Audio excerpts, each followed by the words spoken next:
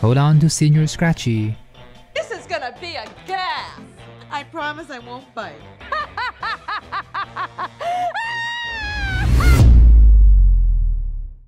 Last week, I painted my Tobey Maguire Spider-Man figure and transformed it into the black suit.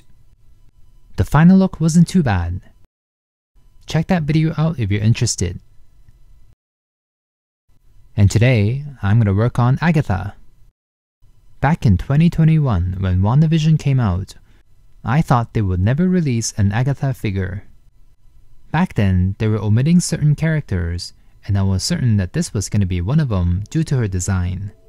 Let's deconstruct this figure. There's an FAQ on the paint and brushes I use in the description box below. From a figure collector's perspective, this is one of the worst costume designs I've done. What I mean is that sometimes you can just tell a new suit was made because they want to sell more toys. So it makes sense to design the costume with that in mind. But not Agatha. She looks pretty stuck in the show. And she's even more stuck as a figure. First of all, I hate the feet. They gave her screen accurate shoes, but she's just so hard to balance since you can't pose her legs at all. Thankfully, the arms aren't too restricted, and I like her open hands. That hair is also accurate to the show, but it's so massive and stiff that she's pretty much stuck facing forward. As for her costume, I don't like the material they use for the purple garment. It is semi-translucent in the show, but here it looks like candy. They tried sculpting it to make it look more flowy, but it still looks very stiff. And it's even more disappointing when you remove it. The base figure just has this McDonald's Happy Meal feel to it. Overall, they did capture Catherine Hahn's likeness and Agatha's look in the show. But it's just that this figure has zero playability and can't do any cool poses. But what I can do is that I can still try and make her look better. So... Hello, this is Ken.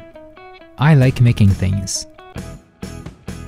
Whether it's repainting my figures or making diorama displays, I love making things look awesome. My goal is to elevate my figures so they can shine on my display. Join my DIY venture as I ask myself the same question every week. Can I make it?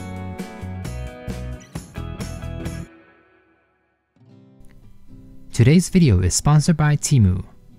TEMU is an online marketplace that offers affordable products for all sorts of items. They have free shipping and free returns for up to 90 days. And they offer $5 credit for late delivery. Last time I got myself some art tools such as markers, a rotary blade, and a couple of laminating tools. And I used those tools to make my Spider-Verse displays. They turned out pretty awesome. So when they reached out again, I started thinking about other tools that I want to try. These are the items I got. A pocket RGB LED light. This one doesn't need batteries and can be charged with a cable. I also got a honeycomb laser bed. This is for my laser engraver. And a couple more clear acrylic sheets. A silicone measuring cup. This would be very handy for UV resin. I also got a pair of winter gloves. They have this grippy texture on the palms, and the tips work on touchscreen too. Perfect for Canadian weather. And last but not least, for fun, I got this blanket that looks like a giant pizza. You can find a list of items I got in the description box below. There's an exclusive price for the pizza blanket for new TEMU app users. Check the link below to get a $100 coupon bundle, or search my code DKS5422 on the TEMU app to claim it. I'll be testing these tools out in a bit. Let's work on Agatha first. I think it's the way my figure was packed. I don't like how the two dangling pieces at the front are bent towards each other. I wanted to bend away from the body to give Agatha more of an airy look. So let me use the heat gun to warm it up, and I'm gonna bend them in the opposite direction and hold them in place for a bit. And while that's cooling down, let's work on the base figure. I actually quite like the metallic paint they used. It's really similar to how her fabric looked in the show. That said, They really saved money by only adding minimal metallic paint to the areas that are visible. Before I add the rest of the metallic paint, let me do a quick wash of black first. I want the garment to look more layered and textured, so it doesn't look like a Happy Meal toy.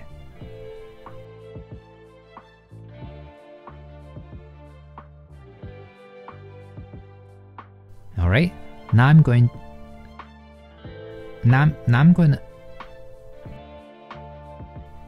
add the metallic blue, but instead of using a brush, I'm going to use a sponge. I've never tried this before, but let me explain. The reason why I did the black wash is because I want the creases to be darker, to create a nice contrast against the metallic blue. If I were to use a brush, I have to carefully do each stroke one at a time. But by using a sponge, which is essentially a large flat surface, I can swipe and get the paint onto the high points quickly. And since there isn't any elaborate complex design on the outfit, my swipes don't have to be super precise. I can go over an area multiple times to make the color more intense, or I can swipe softly to make it glisten. And to add even more dimension to the fabric, I'm gonna do the same thing but with a lighter metallic blue, focusing on the midsection of the costume, so it gradually gets darker outwards.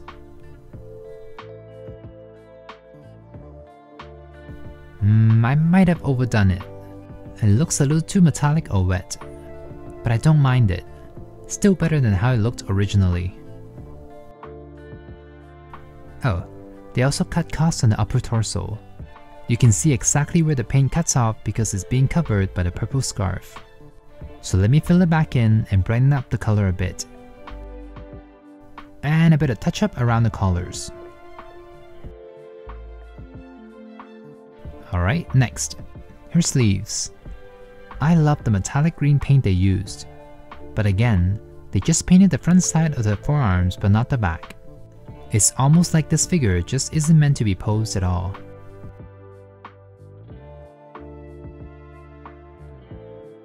Alright, onto the purple fabric. Let me do a quick black wash to darken the folds. I also want to reduce its translucency and shine, so it looks less jelly-like. The fabric should be translucent but not glossy, if that makes sense. So let's add a thin coat of purple over it to add a bit of color back and mattify it even more.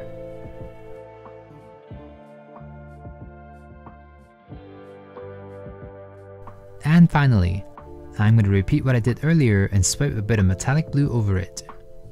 In the show, it has this blue sparkly texture on it, making it look more blue than purple in some scenes.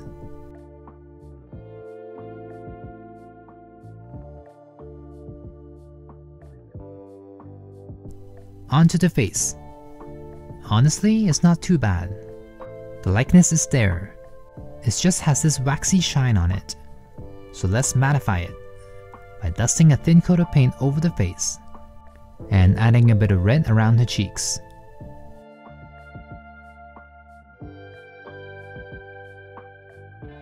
As for the hair, since it's so big, I want to add a bit more dimension to it, starting with darkening the shadows, and then adding a thin coat of brown as highlights.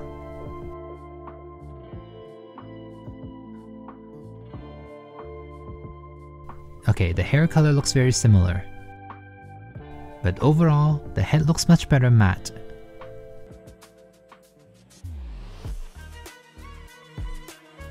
Alright, here's Agatha all finished. The changes aren't super drastic. I love how the metallic paint looks on the outfit. It doesn't look as plasticky or like a Happy Meal toy. I'm also quite happy with the way the scarf bends. It makes Agatha look more weightless rather than clunky. As a whole, this figure looks good.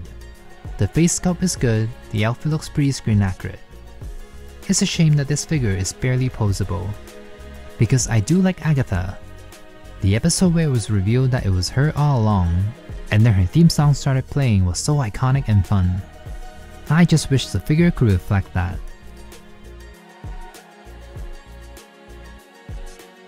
Alright, let's end this for the photo shoot. Besides looking very stiff, this figure clearly has a good side and a bad side too. It's mostly due to the way the hair is sculpted. It looks good from this angle, but the hair looks bulky and blocks her right eye from the other angle. Alright, I hope you enjoyed today's video. Give it a like. Okay, just kidding. You saw the thumbnail and the title. There's still more to this video. I'm gonna add Agatha to my WestView display. This Wandavision display is one of my earliest dioramas. I believe I made this display right after the Halloween episode. There were so many cool and memorable moments in the show, like when Wanda confronted Hayward with a Stark drone, or when Vision tried to leave the Hex. That, along with the ever-changing decades, an idea sparked in my head. I could put all these elements into one display. This is still one of my favorite displays I've ever made. But there are a few glaring issues. The first one is that the interior is too dark. And the other issue is that when I made this, I did not anticipate them releasing an Agatha figure, so I can't really fit her in here. And the last issue is that the paper has started warping over time. I didn't have a printer back then, so I was printing the designs as staples on regular paper, and then glued them onto cardstock paper. You can see the bubbling here and there. I eventually got myself a printer so I could print directly on cardstock paper, and the result is much better. This Ronin display still looks exactly the same, no warping at all. So now that I have Agatha, I can recreate my WestView display and patch those issues. Let me laminate the TV. It will stiffen the paper and give it a shine. My worry is that it will be difficult to fold and glue, but I won't know unless I try. The ability to laminate and glue things could be useful for future displays. Oh, folding isn't as big of an issue as I thought. The rotary blade did a good job perforating it, making it much easier to fold. But gluing was not easy. I had to use tape on the backside to hold it in place while it dried. I also ended up using super glue instead of white glue, since it dries much quicker and has a stronger bond on slippery surfaces. This may work after all. Let me quickly laminate the rest and build the TV. Alright, here's what the TV looks like. I added all the tape there to create a tight seal. And I also ripped a big hole open at the top so I can let more light in and make Wanda look more powerful bursting out of the TV. I'm gonna finish the TV by adding the base and removing the tape. Be right back. Ta-da! The TV looks pretty good to me. Here are the two rooms, Vision's Void and the WestView living room. On one side of the wall, there's that hole that Wanda made when she pushed Monica out of WestView. And here's the doorway. Yep, that's Quicksilver. In my original display, Agatha hadn't revealed her true self yet, so I thought it would be funny to add her there. But now that the show is over, it makes more sense to put Quicksilver there instead. Alright, the two rooms are ready, but I want to reinforce the walls even more to prevent them from buckling. But before I do that, let's see how they look inside the TV first, to make sure everything fits. Ooh, perfect. And the hole in the ceiling works really well too. It's letting a lot of light in. I just need to figure out a way to suspend Wanda in the air. That leads me to my laser engraver. Look at the baseboard. You can see all the designs the laser engraver has done on it. That is why I decided to get this honeycomb laser bed. This should protect the tabletop and create cleaner cuts as well. It also comes with 10 of these plastic studs to help keep the object in place. Alright, let's cut.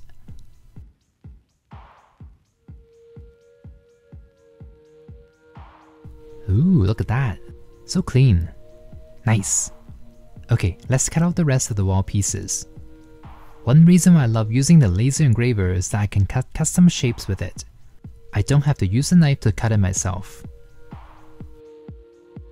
Oh, turns out my laser engraver can cut wood, but not acrylic sheets. It kinda burns and melts the edges. Oh well.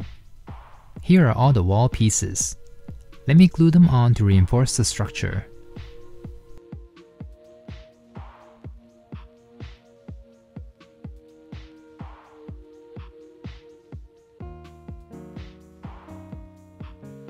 Okay, I ended up cutting another acrylic piece for the ceiling. It's not a clean cut, but it's fine because the edges won't be shown. And now I have a clear, strong base for Wanda to float on. Alright, time to trap Vision into WestView. I love how dark it gets in there. This will look really cool once I add the barrier. It's pretty much just the corner of the window packaging with a hole in it. It's gonna be a tight fit, but once Vision is in, there's no escaping. There we go. Time to bring them into the TV set. First, the living room. I love that I can play with the configuration and keep it simple.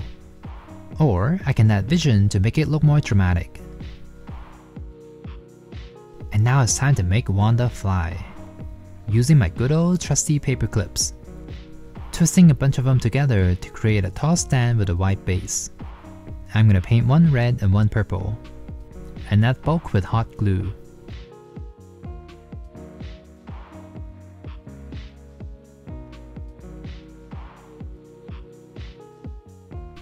Okay, I decided to make Agatha's thicker and more like a vortex. I think that fits her character more. And to make them look more like magic effects, I'm gonna coat them with mica powder. Usually I add the powder over UV resin, but now that I got this silicone measuring cup, I can mix the powder into the resin itself.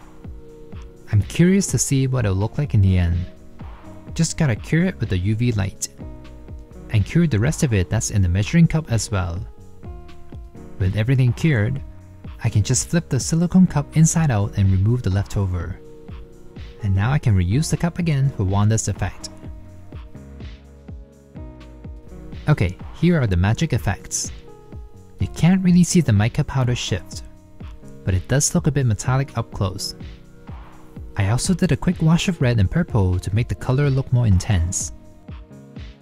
Let's put Wanda and Agatha on them to see if they work. Ooh, okay, these supports are much sturdier than my previous one. They may not look super amazing, but at least I don't have to worry about balancing the figures and them falling over. Now I can recreate the final battle scene with them on top of WestView. All that's missing are the runes in the sky. My original plan was to use a laser engraver to cut out the runes, but turns out that's not possible with clear acrylic. My laser engraver is not able to cut clear acrylic, but it should be able to engrave it, so let's try that. Instead of runes, I'm going to engrave the WestView sign onto the acrylic sheet instead. That way I don't have to do any cutting. Here's what it looks like. Interesting. I think the power setting might have been too strong. It looks burnt. So let me try again but with a weaker power. Okay, this looks better, but it's also quite faint. Let me try one more time. I did some research. Painting the backside black apparently helps.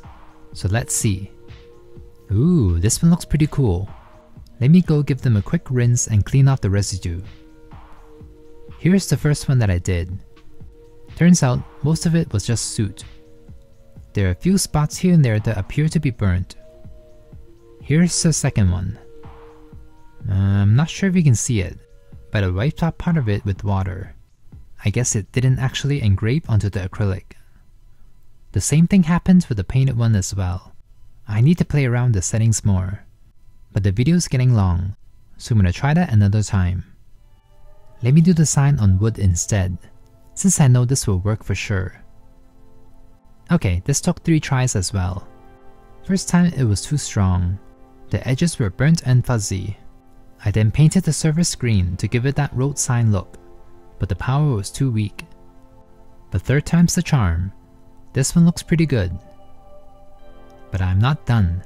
I want to give it that hex effect, so it looks like Wanda is manipulating reality.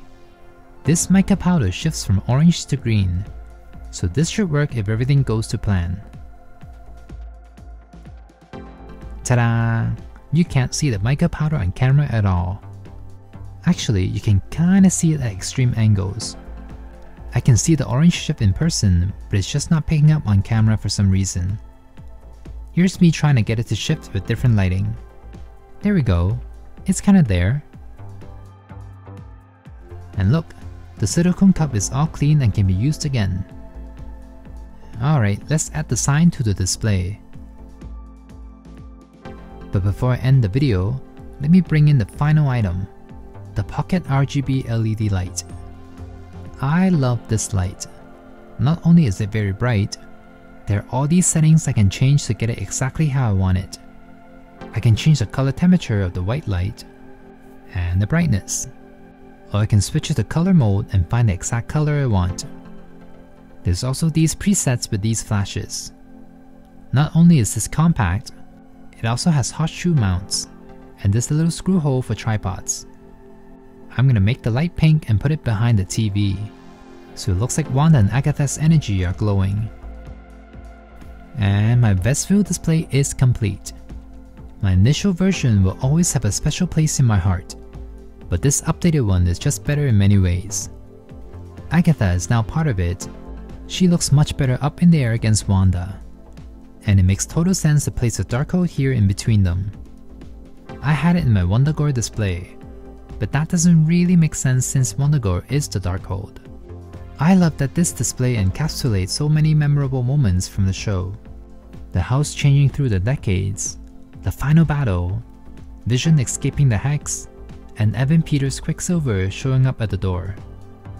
I decided not to include the twins even though they were pivotal to the show as well. The display would just look too crowded with that many characters. And what if they started singing? That scene haunts me from time to time. Anyway, what do you think? Do you like this updated WestView display? Let me know down below. And let's enjoy the rest of the montage. I had so much fun moving parts around.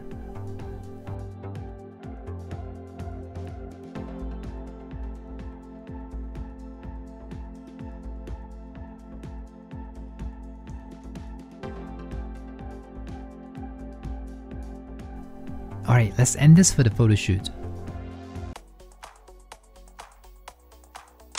There are so many possible combinations I can do with this display.